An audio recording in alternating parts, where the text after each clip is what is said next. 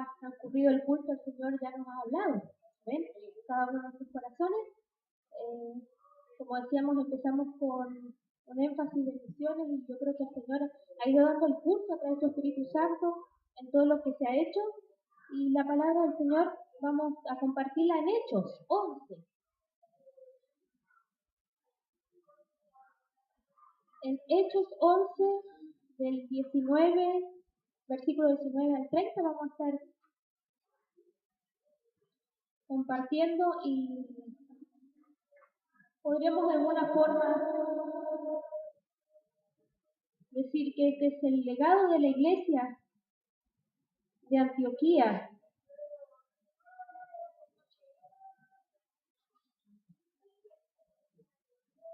Todos sabemos que la iglesia aquí colabora de alguna forma con las misiones, ¿cierto? En abril, está muy fuerte ahí, en abril, en octubre, ¿cierto? Se envía la ofrenda a misiones, donde con esa ofrenda podemos colaborar con los hermanos de aquí de Chile. Hay una entidad que igual a nivel mundial, que es SAMI, las siglas, que se encarga de ayudar a los misioneros a nivel mundial igual. Y en Chile tenemos a DINEMIS, ¿cierto? La Dirección de Misiones, llevada por la directora, nuestra hermana Viviana Faunde, ¿cierto? Sabiendo de que ella está saliendo de una enfermedad muy tremenda, como es el cáncer, y el Señor ha restaurado su salud. Unos correos que nos ha mandado, ella da gracias al Señor porque a través de esta enfermedad el Señor igual le ha hablado a ella en su vida. Terminando con los 100 días de oración, nuestra hermana, el Señor le dio la respuesta a ella igual. Y seguimos orando por su vida, igual por el ministerio que ella tiene aquí en Chile. Y cuando nosotros leemos Hechos, ¿cuántas veces lo habremos leído, cierto?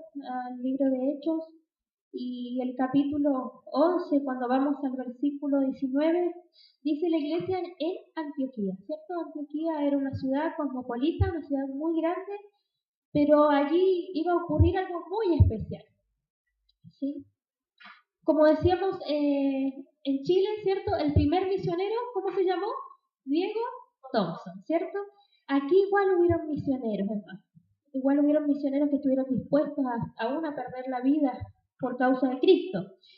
Y uno de los testimonios que yo quería compartir con ustedes se trata de una niña musulmana, donde ella fue criada en un hogar musulmán, ¿cierto? Siguiendo al pie de la letra la ley que tienen ellos, ¿cierto? Y no pueden salirse ni a diestra ni a siniestra, ¿cierto? Tienen que seguir al pie de la letra la ley.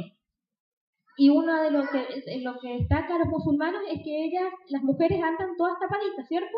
¿Sí? Todas tapaditas con su velo, ¿cierto? Y a ella solamente sus ojos se le pueden ver en la calle.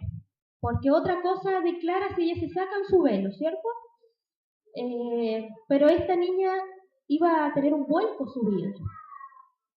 Dice que el evangelio llegó hasta su hogar, pero la primera que empezó a ir a la iglesia, a congregarse, fue su mamá.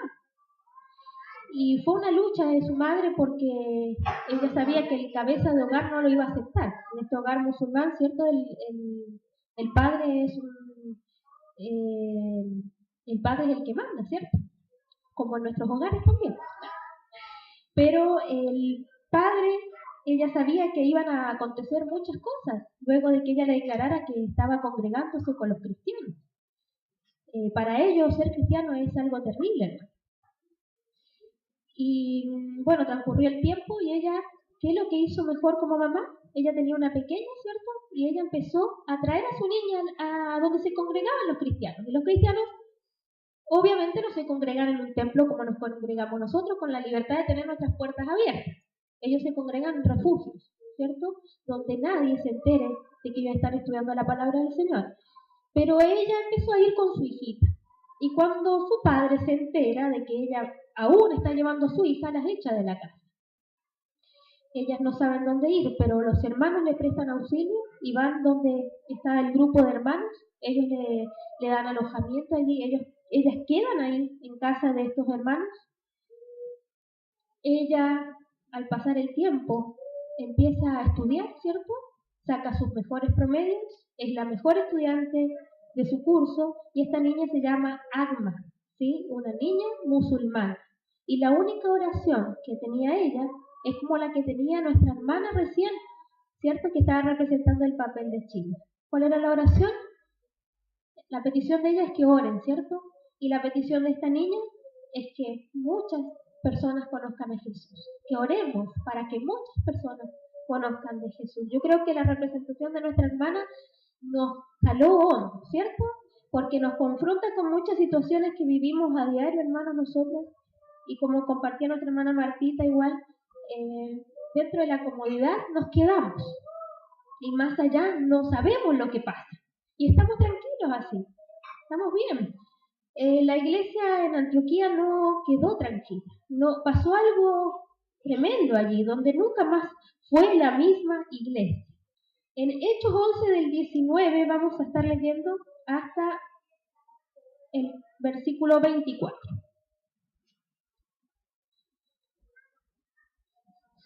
Dice la palabra del Señor: ahora bien, los que habían sido esparcidos a causa de la persecución que hubo con motivo de Esteban, pasaron hasta Fenicia, Chipre y Antioquía, no hablando a nadie la palabra, sino solo a judíos.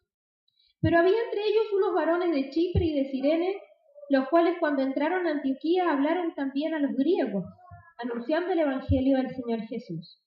Y la mano del Señor estaba con ellos, y gran número creyó y se convirtió al Señor. Llegó la noticia de estas cosas a oídos de la iglesia que estaba en Jerusalén, y enviaron a Bernabé que fuese hasta Antioquía.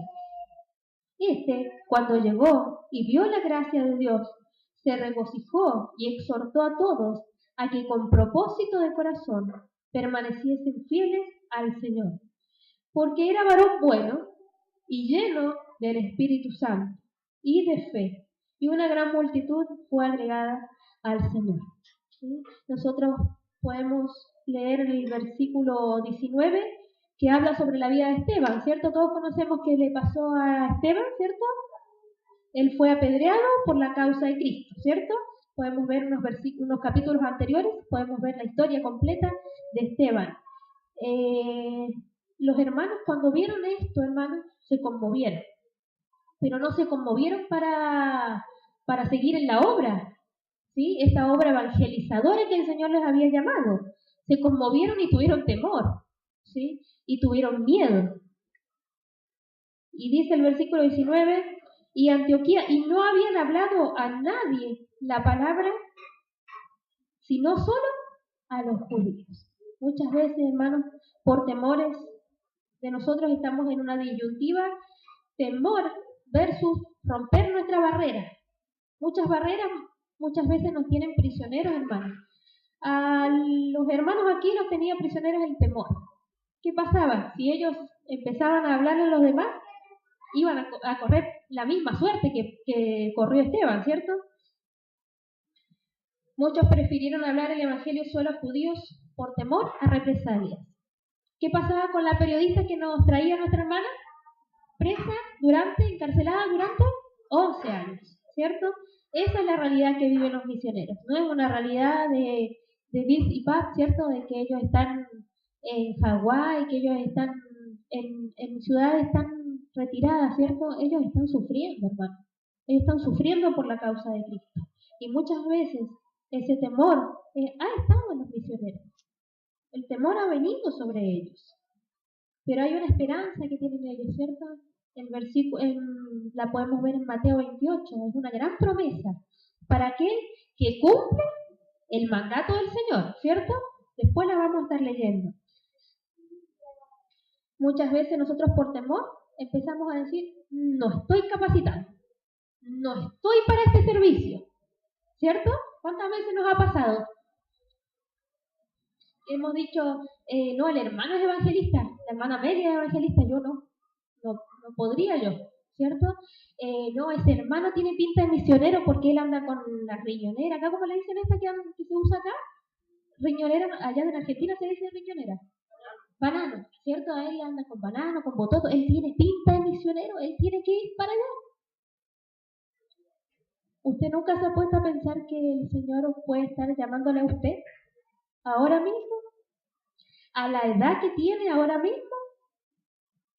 El Señor no distingue entre niños, jóvenes, ancianos y adultos. ¿Sí?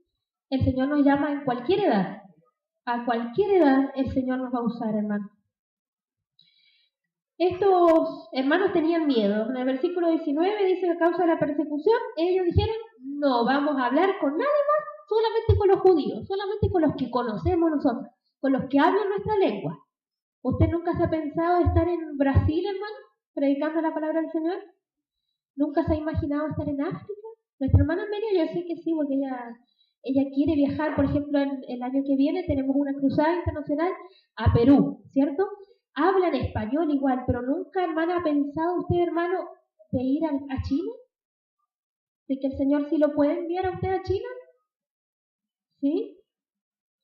Estos hermanos tenían ese miedo, hermano, ¿sí? Ellos dijeron, le vamos a hablar a los que hablan nuestro lenguaje nomás. ¿Cómo vamos a ir a los gentiles si ni siquiera sabemos su cultura? Ni siquiera, porque los judíos se entendían entre ellos, ¿cierto? Pero ¿cómo iban a ir a hablarle a alguien que no conocían? No, dijeron, no, estamos más cómodos acá, ¿no? Y le hablamos a los judíos y ahí no tenemos ningún problema. Pero, ¿qué pasó en el versículo 20? Pero había entre ellos unos varones de Chipre y de Cirene, los cuales cuando entraron a Antioquía, hablaron también ¿a quiénes? A los griegos, o sea, tenían que aprender otro idioma, ¿sí? Estaban fritos ahí, ¿cierto? Anunciando el Evangelio del Señor. ¿Cómo iban a hablarle, hermanos, si ellos no tenían una Biblia traducida, ¿cierto? No tenían un Evangelio traducido. ¿Cómo pueden ustedes imaginar que ellos pudieron comunicarse con los griegos? El Espíritu Santo es el que hace la obra, ¿cierto? El Espíritu Santo es el que mueve y el que hace el trabajo, no nosotros. No tuvieron temor al idioma ni a la cultura. En Antioquía, en esta primera iglesia, es la primera iglesia misionera que podemos ver en el libro de Hechos. Es la primera iglesia donde los hermanos se levantan con autoridad y poder del Señor y dicen, yo quiero ir a predicarle a esos griegos. ¿Sí? Estos hermanos no salen los nombres de él. ¿De dónde dicen que son? De Chipre y de Cirene. Ni siquiera le anotaron el nombre a ellos. ¿Sí? Le anotaron la ciudad nomás. Muchas veces a nosotros nos pasa eso, que queremos que nos anoten el nombre ahí. ¿Sí? Ahí. Juan Carlos, ¿cierto? El nombre ahí. El Señor dice que va a dar su galardón en su tiempo. Pero el trabajo debemos realizarlo, hermanos. Es necesario hacerlo pronto. En el versículo 20 dice, los cuales cuando entraron a Antioquía hablaron también a los griegos anunciando el Evangelio del Señor Jesús. Los griegos sabemos que era una cultura muy particular, ¿cierto? Tenían varios dioses, tenían varias costumbres, varias culturas, y nosotros pudimos ver una subcultura en Chiloé, hermano. Cuando estuvimos en la isla con nuestra hermana Martita pudimos ver harta diferencia aquí con Osorno, ¿cierto? Y harta diferencia hay con otros países que son musulmanes, ¿sí? Que son muy cerrados, que no hay cabida al Evangelio ahí, no hay libertad, hay persecución, sobre todo en los países orientales. Cuando nosotros vemos el versículo 19 y retomamos la historia de Esteban, vemos que él nunca se imaginó de que él iba a ser retratado en la palabra del Señor, su nombre iba a estar estampado y por la causa de su muerte muchos iban a conocer el Evangelio, ¿sí? Estos hombres no los amedrentó la muerte de Esteban, sino que los impulsó, ¿cierto? Fue como un motor, una chispa que se encendió allí. No hubo temor. Muchos de los hermanos tuvieron temor. Muchos de nosotros tenemos temor muchas veces. Pero hay uno, aunque sea uno, que diga, no, vamos a seguir adelante, vamos a ir a predicar la palabra del Señor. Por ese uno, muchos son impulsados. ¿Sí? Porque el Señor pone ese deseo en el corazón, hermano, no es obra de nosotros, no es ganas, no es motivación propia. Es el Espíritu Santo el que nos mueve a hacer la tarea evangelizadora que nos llama. Hagamos la voluntad de Dios. porque muchas veces nos vamos a tener que atener a las consecuencias, hermano. Si nosotros vamos al libro de Jonás, descubrimos que Jonás la pasó bien, ¿cierto, dentro del pez? ¿Cómo se imaginan que pasó Jonás adentro del pez? Oscuro estaba, ¿cierto? Estaba oscuro, ¿qué más? ¿Habría habido buen olor dentro de la guatita del pez? No creo, ¿cierto? Pero Jonás, dentro del pez, es donde pudo razonar y reflexionar el llamado que había tenido. Muchas veces uno le pregunta a los chicos, ¿pero ustedes qué piensan hacer? Yo pienso estudiar, y pienso estudiar esta carrera, y me va a tardar 10 años. Un montón de años estudiando. Y después, después me voy a comprar mi casa. Y después voy a conseguir un buen trabajo igual primero. Y después quiero comprarme un terrenito en el sur. ¿Cierto? Siempre se dice ese dicho. Y después, tengo que imponer para mi jubilación. Y después voy a ser viejito, ya no puedo hacer nada. ¿Sí? Muchas veces ese es el correr de nuestra vida, hermano. Muchas veces ha sido el correr de todos nosotros. Mientras que el llamado al Señor ha estado siempre. Siempre el Señor nos está llamando. No esperemos estar dentro de la boca del pez para obedecer al Señor. Que no sea por obligación, que no sea por las circunstancias. El Señor nos llama a obedecer como lo hizo este hombre de Chipre, ¿cierto? Obedecer no por temor, sino que eso fue un impulso que le dio el Señor. En Romanos 11:29 vamos a ver una palabra que la hemos compartido muchas veces.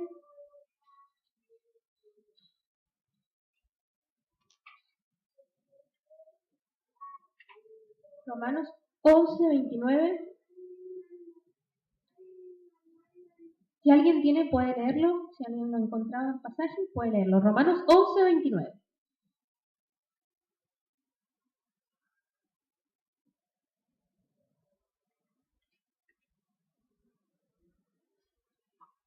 Dice la palabra, porque irrevocables son los dones que ella manifiesta de Dios. Amén. Porque irrevocable. O sea, no cambia, no pasa, no se transforma, sigue igual. Hermano, si usted ha recibido el llamado del Señor para un ministerio, eso no se va a ir. Pase el tiempo, tenga 90 años, el Señor va a estar el llamado igual, intacto. El don que le dio el Señor lo va a tener hasta que se vaya de esta tierra. Y si no lo hemos utilizado para predicar su palabra, tendremos que dar cuenta el día de mañana, delante de la presencia del Señor.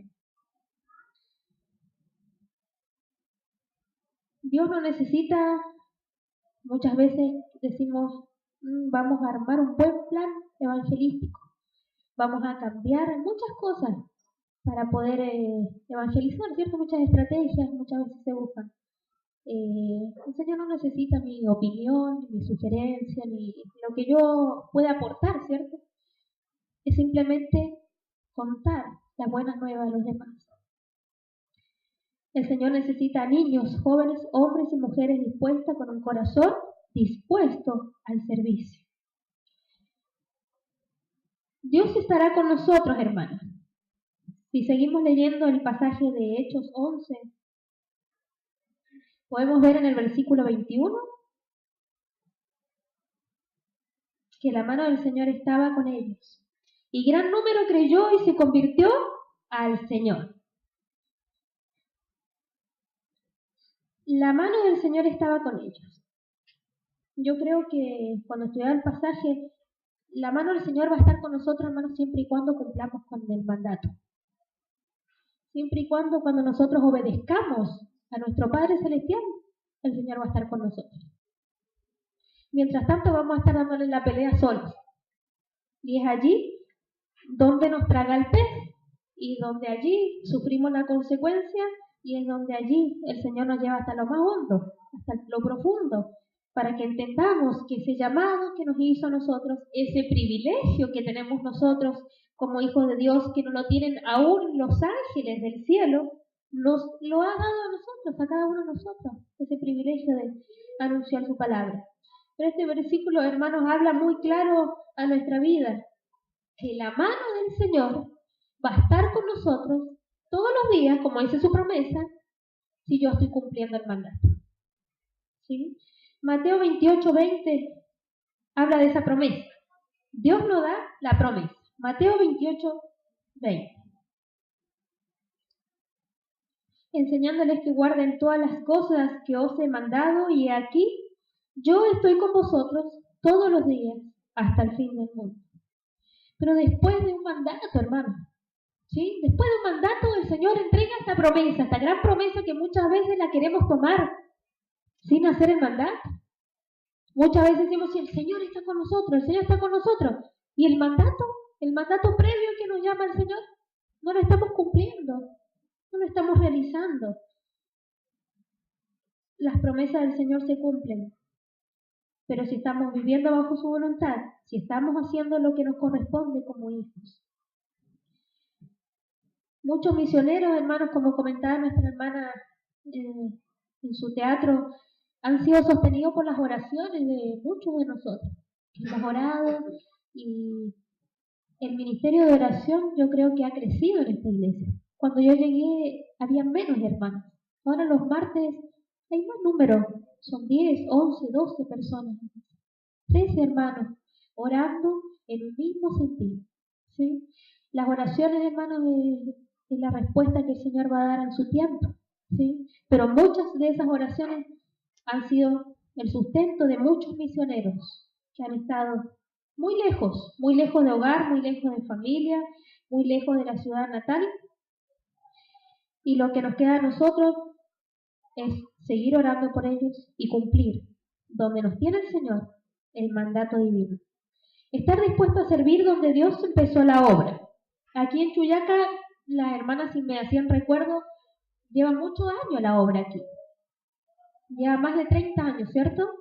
40 años a lo mejor. ¿Cuántos años? Hay iglesias que recién se están formando. Y muchas veces nos concentramos y dejamos y tenemos toda la fuerza para trabajar. Pero nos localizamos. Creemos que no hay más lugar para evangelizar. Pero hay mucho campo. A nosotros nos ha pasado con los niños, ¿cierto? En la escuela dominical ha mermado la clase. Pero el Señor nos abre la visión y nos dice, allá hay más niños. Allá vayan a buscarlos. ¿Sí? El Señor nos manda y nos demanda, hermanos. Si no tenemos jóvenes aquí, resfriadita, si no tenemos jóvenes aquí, hermanos, vayamos más allá a buscarlos. ¿Sí? Si no tenemos niños acá, vayamos a trabajar con niños en otro lado igual. Hay niños en todos lados. Hay gente necesitada de escuchar, de ese hambre de escuchar la palabra del Señor. Afinar nuestros oídos es lo que nos manda el Señor en este tiempo. El Señor nos mueve a diferentes lugares, debemos estar atentos a lo que el Señor nos está indicando. Cada uno de nosotros sabe el mandato que tiene que cumplir personalmente para el Señor. Después a nivel de iglesia, ¿cierto? El trabajo congregacional, pero a nivel personal cada uno sabe el mandato que debe realizar todos los días, cada uno. El Señor nos pide prerequisitos. Y muchas veces nosotros pensamos, para evangelizar necesito tener el taller, necesito tener hartos dones y necesito tener lo necesario para poder salir a hablar, ¿cierto? Cuando Bernabé fue enviado, hermano, en el versículo 23, que lo podemos leer, en el mismo pasaje de Hechos 11,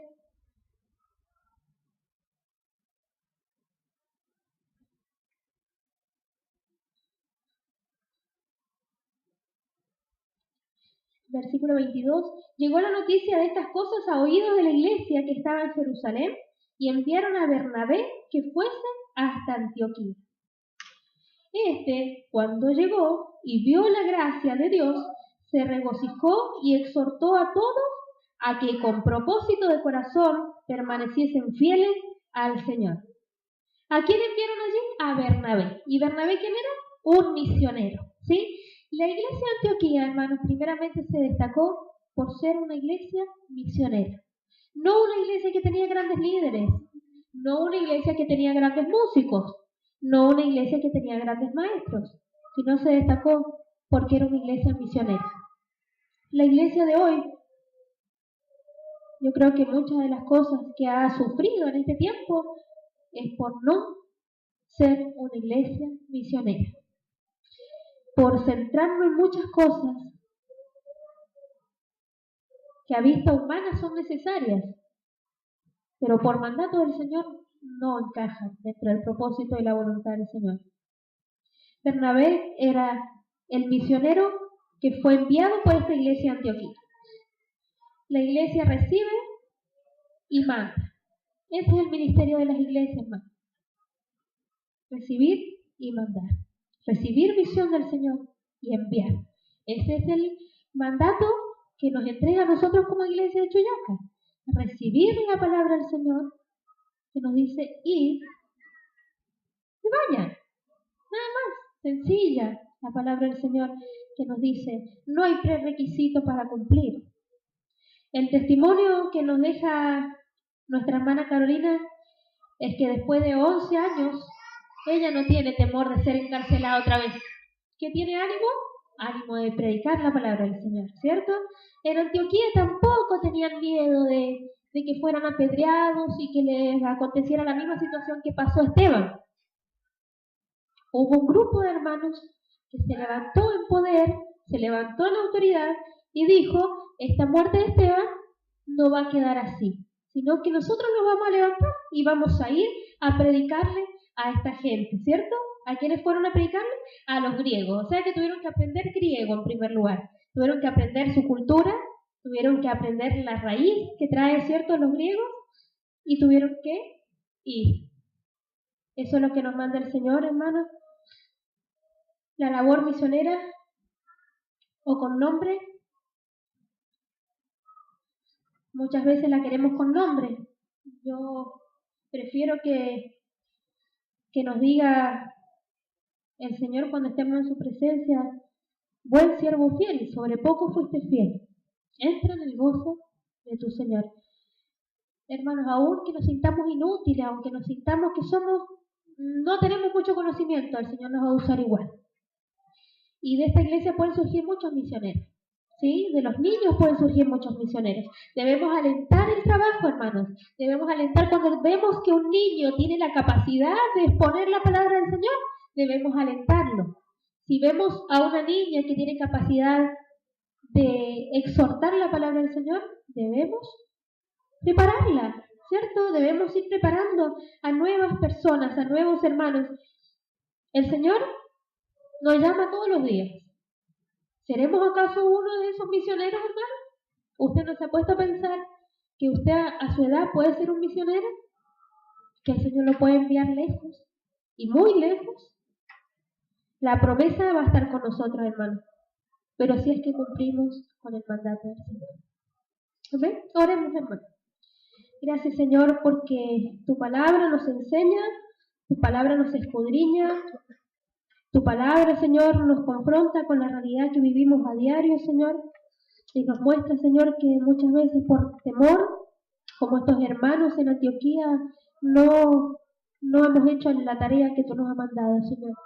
Ayúdanos a que como estos misioneros que han sido representados, estos misioneros que han sido nombrados, Señor, como Pablo y Bernabé, Señor, que nos levantemos, Señor, con la autoridad que solamente tú das, con esa gracia de tu Espíritu Santo, Señor, que podamos ser movidos a misericordia, Señor, que podamos ser movidos porque tantas almas que se están perdiendo, Señor, y tan pocos obreros, Señor, en la mies. Perdónanos, Señor, si muchas veces no hemos llevado a cabo el trabajo como tú nos has mandado. Perdónanos, Señor, y que no lo hagamos por consecuencias que vayan a pasar, por obligación, Señor, sino que tu palabra sea la que nos motive, la que nos inste, Señor, a seguir adelante, que no sean emociones, Señor, muchas veces que sentimos, que sea una realidad en nuestra vida, el poder sentir, Señor, de que tu palabra debe fluir en cada país, en cada nación, Señor, que no te conoce, que podamos estar orando por esos misioneros, que podamos estar fervientes, Señor, por ellos, pidiendo todos los martes en nuestros hogares, Señor, que muchos hermanos están dando la vida, Señor, por este evangelio precioso que ha llegado a nuestros corazones, Señor, y que tú nos mandas a que lo publiquemos a todo el mundo, Señor. Gracias, Padre, por tu palabra, gracias porque tú nos hablas, gracias porque tú eres el que haces la obra en cada una de nuestras vidas. En el nombre de Jesús, amén.